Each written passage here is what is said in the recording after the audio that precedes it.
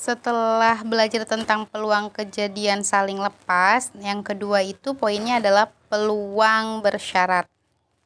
Nah, seperti apa peluang bersyarat?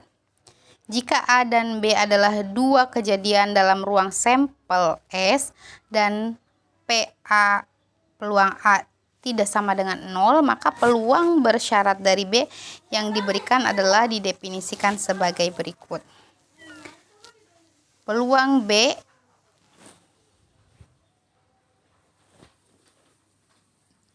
seperti ini rumusnya, kamu bisa baca. Peluang B bila mana A. Jadi peluang A irisan B dibagi dengan peluang A-nya. Contoh gini, maksudnya kejadian peluang bersyarat itu apabila kamu menemukan kejadian seperti ini. Sebuah dadu dilempar, berarti satu dadu ya. Sebuah dadu dilempar. Tentukan peluang bahwa pelemparan itu akan menghasilkan angka kurang dari 4. Nah, jika A tidak ada syarat lain yang diberikan dan B pelemparan menghasilkan titik dadu yang berangka ganjil. Jadi dia ada syarat untuk terjadinya peluang. Untuk yang tidak ada syarat lain yang diberikan berarti syaratnya cuma kurang dari 4, berarti kurang dari 4 itu kan mata dadu 1, 2, dan 3 yang ini. Terus karena ada 3 kejadian berarti P3 per 6. 6 ini berasal dari ruang sampelnya ya, berarti 3 per 6 jadi sama dengan 1 per 2 seperti ini. Ini 1 per 6 di sini salah ya maksudnya, jadi peluang A nya adalah 3 per 6, hasilnya adalah 1 per 2. Ini enggak usah. Terus yang B, misalkan ada syarat lagi, pelemparan menghasilkan titik dadu yang berangka ganjil. Berarti yang berangka ganjil itu berapa? 1, 3, 5. Nah, ada 3 lagi kan, berarti 3 per 6. Jadi peluang A-nya adalah 1 per 2. Ada nggak sih kemungkinan bahwa yang kurang dari 4 itu ternyata ganjil? Nah, ada, yaitu angka 1 dan 3. Angka 1 dan 3 ini kurang dari 4 dan dia juga termasuk ke dalam titik dadu yang berangka ganjil. Berarti itu beririsan antara peluang A dan peluang B.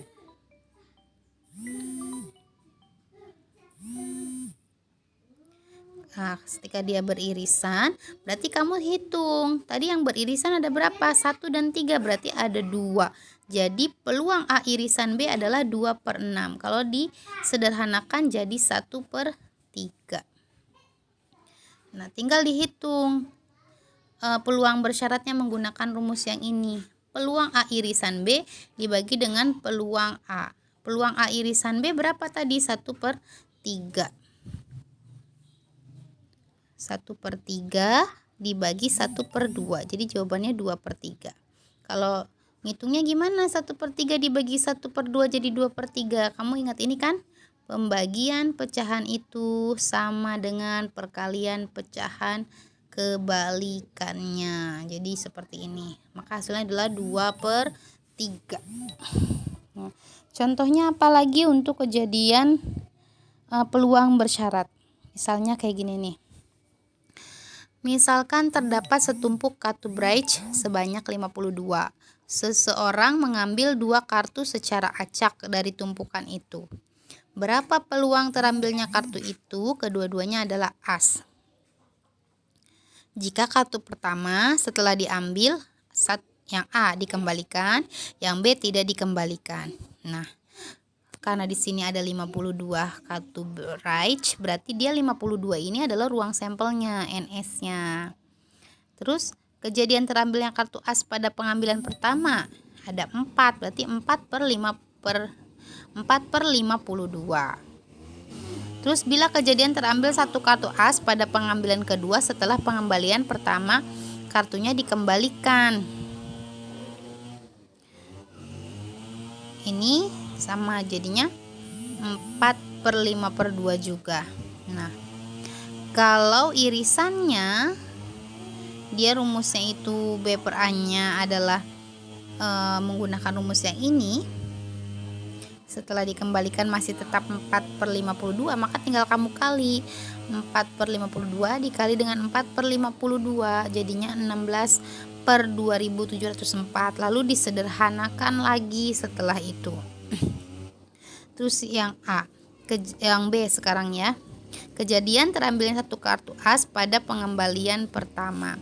Tadi ya, peluangnya itu adalah 4/5/2.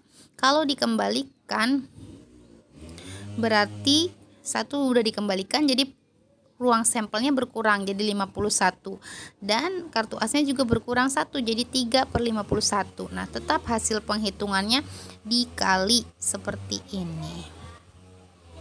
Itu untuk peluang kejadian bersyarat.